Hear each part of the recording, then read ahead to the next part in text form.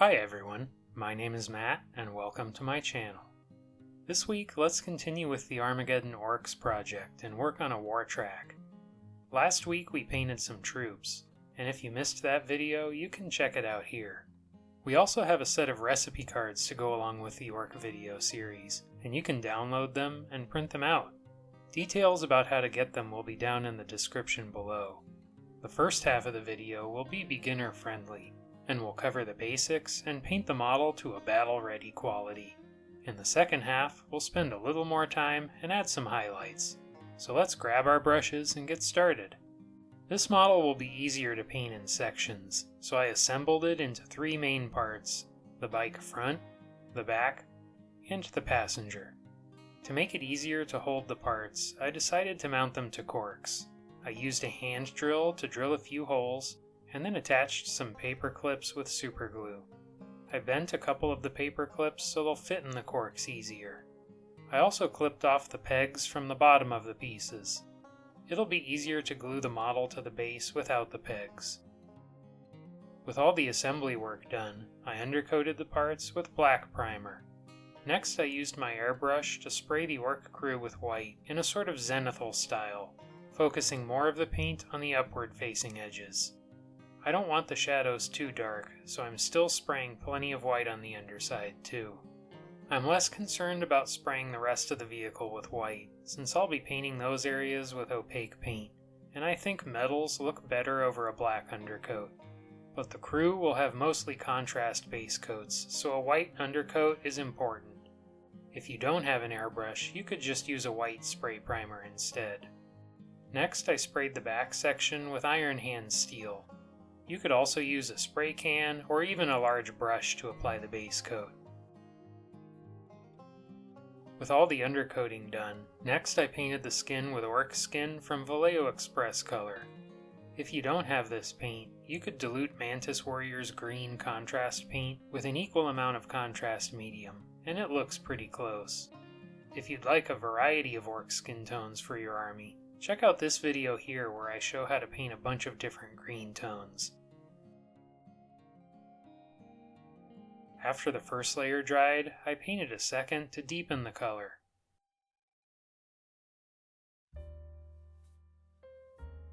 Next I shaded the skin all over with a mix of equal parts Athonian camo shade and Lamian medium.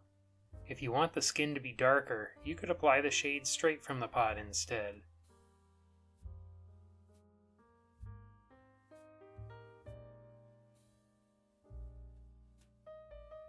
I'm going to apply a bunch of base coats next, and then shade them all after.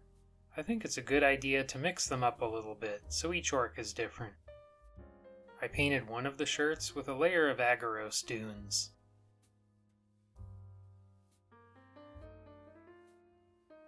Next I painted a layer of Basilicanum gray on the passenger's shirt and the rider's trousers.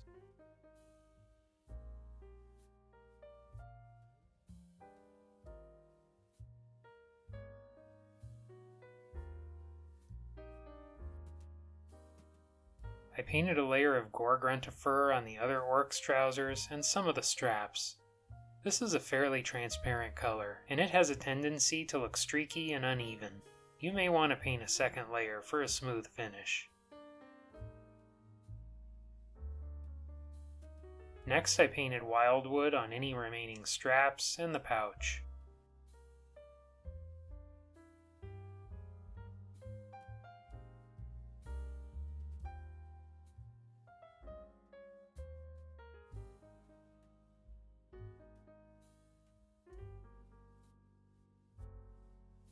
I painted the boots and gloves next with black Templar.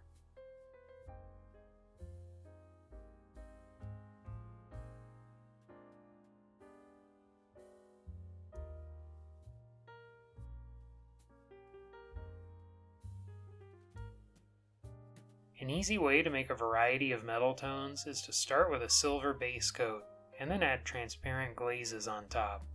So first I base coated all the metal areas with iron hand steel, and after the first layer dried, I painted a second for a bright, opaque finish. For a bright yellowish brass color, I painted a layer of Aggaros dunes on some of the metal areas. Very fluid paints like the contrast range have a tendency to flow outside of the lines, so use a sharp brush and don't overload it with too much paint, and take your time. If you make any mistakes, just wait for it to dry and then cover them up with Iron Hand steel.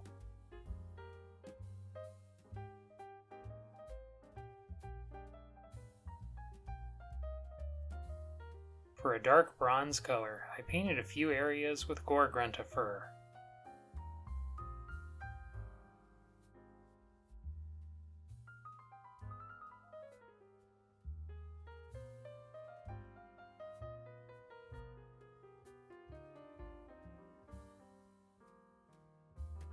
Next, I mixed about equal parts black Templar and contrast medium, and applied that to a few areas for a dark, blackened steel.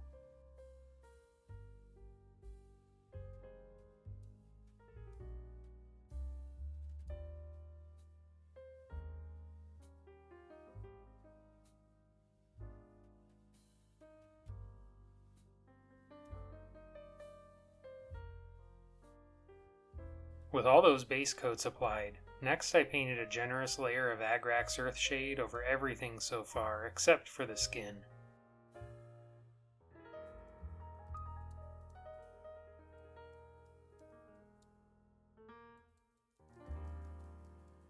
Next I painted Averland Sunset on the remaining armor panels.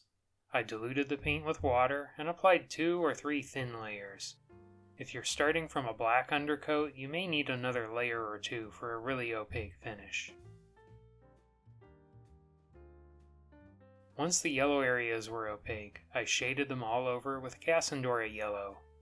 After the first layer dries, you could apply a second layer around the rivets for deeper shadows.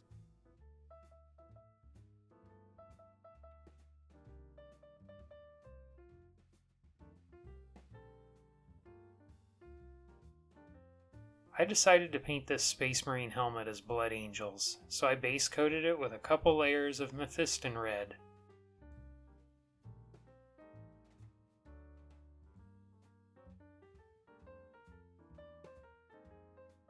Next I shaded the helmet with Carroburg Crimson. I used a sharp brush and painted the shade directly into the recesses.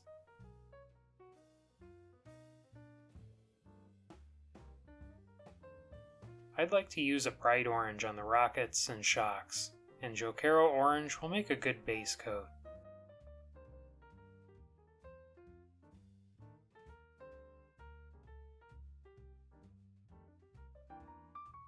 Next I painted over the orange areas with Magmadroth Flame contrast paint.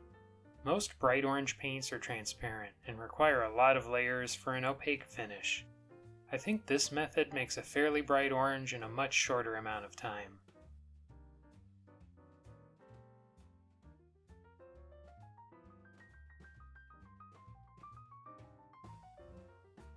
I painted the headlight and a couple of the rockets with gray number 8 from my custom grayscale, and you can learn how to mix your own set in this video here. If you don't feel like mixing anything, Corax White is pretty close. Apply a few thin layers for a bright finish. Next I painted the light with a mix of Cassandora Yellow and Lamian Medium. And then I shaded the white rockets with Nuln Oil.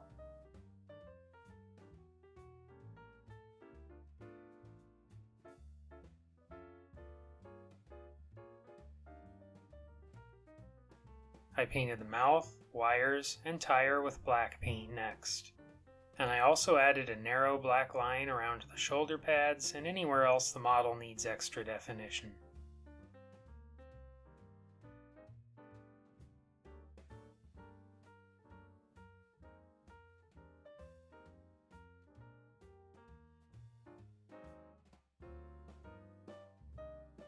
I added some dirt to the wheel with a mix of about 3 parts contrast medium and 1 part Mournfang brown. I decided to add some to the blackened steel areas too.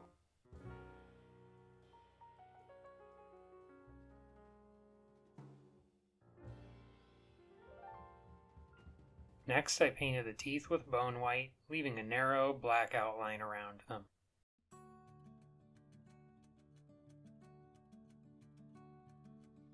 and then I painted the eyes with Wild Rider red.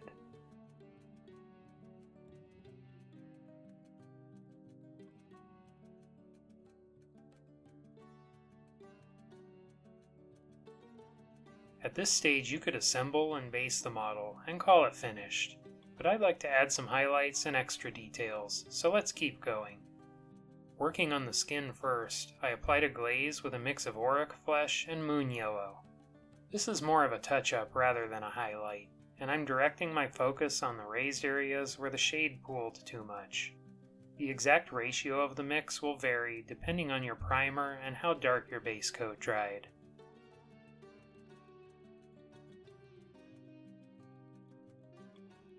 Next I highlighted the skin with a sharp edge highlight of moon yellow. I don't think the skin needs much, so I'm applying this highlight kind of sparingly.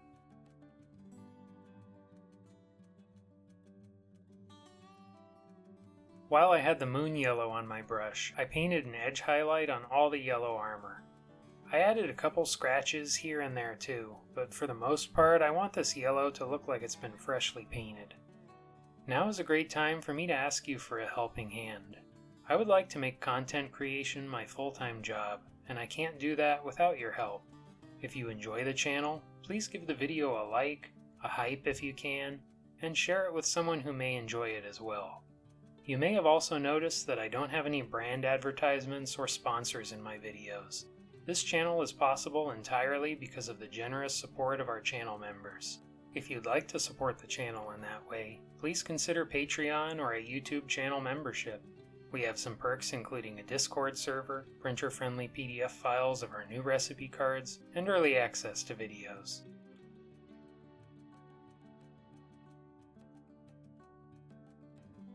Next I highlighted the tan cloth with a glaze of Xandri dust. Dilute the paint with water, and with very little paint on the brush, build up a few thin layers, avoiding the deepest creases and recesses.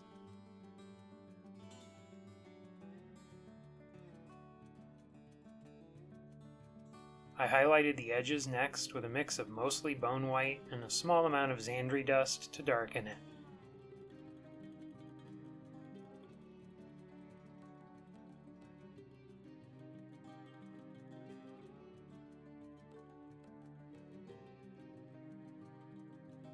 Next I highlighted the gray cloth with a glaze of storm vermin fur. Just like with the tan cloth, I diluted the paint with water and built up a few layers for a smooth finish.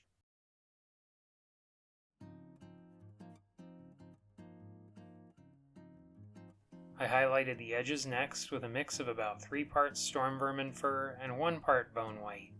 If you don't feel like mixing anything, you could use Administratum Gray instead.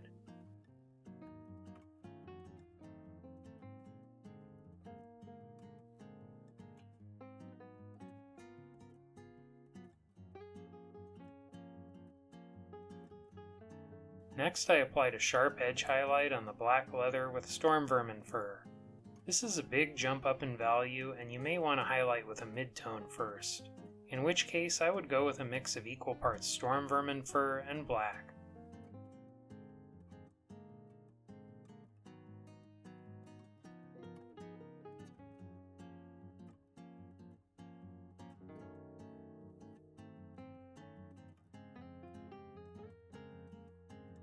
I used an old brush and dry brushed the tire with storm vermin fur.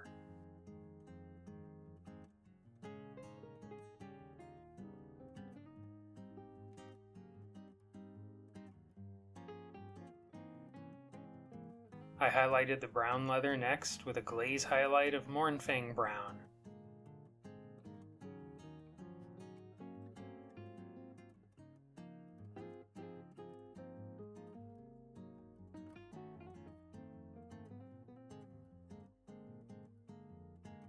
Then I highlighted the edges with rat skin flesh.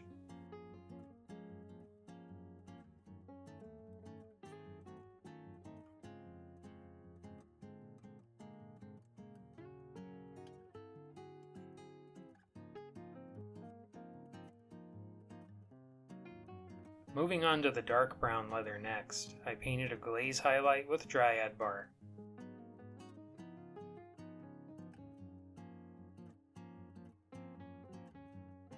Then I highlighted the edges with a sharp line of Steel Legion drab.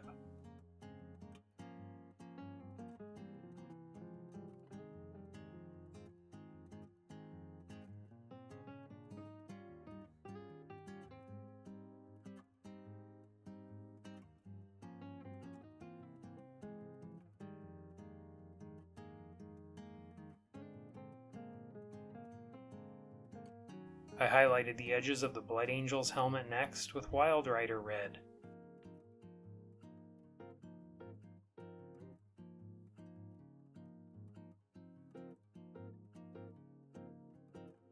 I highlighted the helmet one more time with a sharp line of Fire Dragon.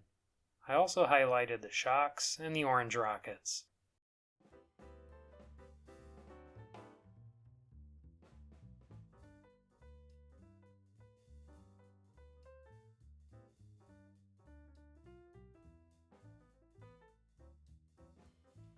Next, I highlighted the teeth and rockets with white.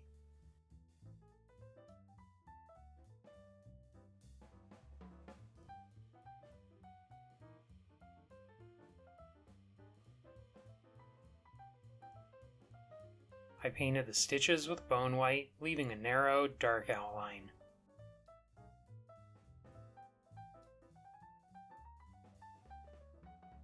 I'd like to add some extra weathering around the rockets. I diluted some black paint with water and built up some glazes around the base of the rockets. There's going to be lots of smoke and exhaust coming from the rockets when they launch, and I think it would be nice to add some soot. Next, I added a heat-stained effect to the exhaust pipes and weapon barrel with Magos purple, painted about halfway down the barrel. After that dried, I painted a layer of Tyran blue on the end.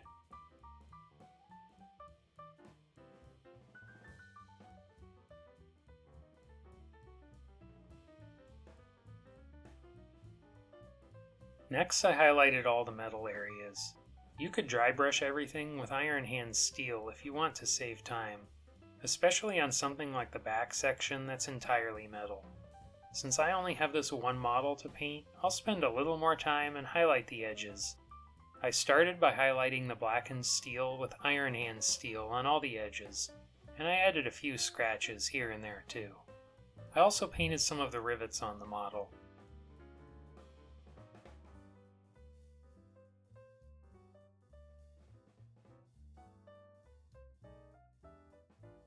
Next, I highlighted the edges of the brighter steel with Stormhost silver.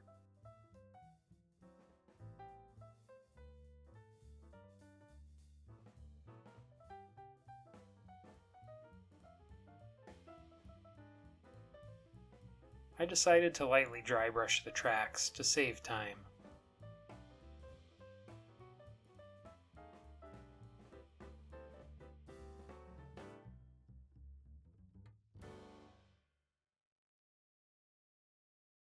I highlighted the brass next with a mix of about 3 parts Stormhost silver and 1 part Retributor armor.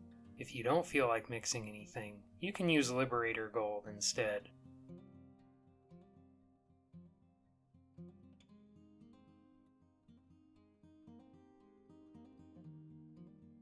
I highlighted the edges of the bronze with Runelord brass.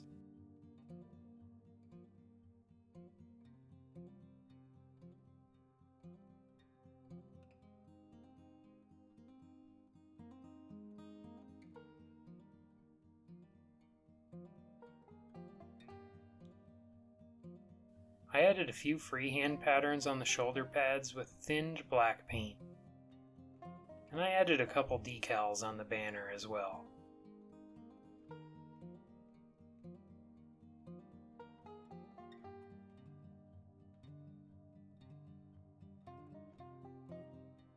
I cut up a few pieces of cork tile and attached them to the base with super glue, followed by some coarse gravel and fine sand. I added some crackle paste with an old brush, and then finished the rest of the base following my Wasteland base video, which you can find here. I cut most of the pins off the model sections, and then drilled a hole in the platform for the rider's pin to go, and attached all the parts together with super glue. Then I held up the finished model against the base to see where I need to drill holes for the pins. I drilled a few holes, test fit the parts before adding glue, and then finally glued it to the base. I'd like to give a big shout out to our supporters here on YouTube and Patreon. Thank you so much for your support. It really is a huge help. If you want to be like these amazing people and help support what I'm doing here, just click the join button down below or follow the Patreon link in the video description. Thank you. It's been a long time since I painted an orc vehicle, and this got me fired up to paint some more. I've also been thinking about some kit-bashed vehicles and conversions. I really like how unrestrictive the orc army is. Basically anything goes as long as it looks orky enough. What orc models would you like to see next? Drop a comment below and start the conversation. Well, that's it for now. Thanks for watching, and until next time, happy painting!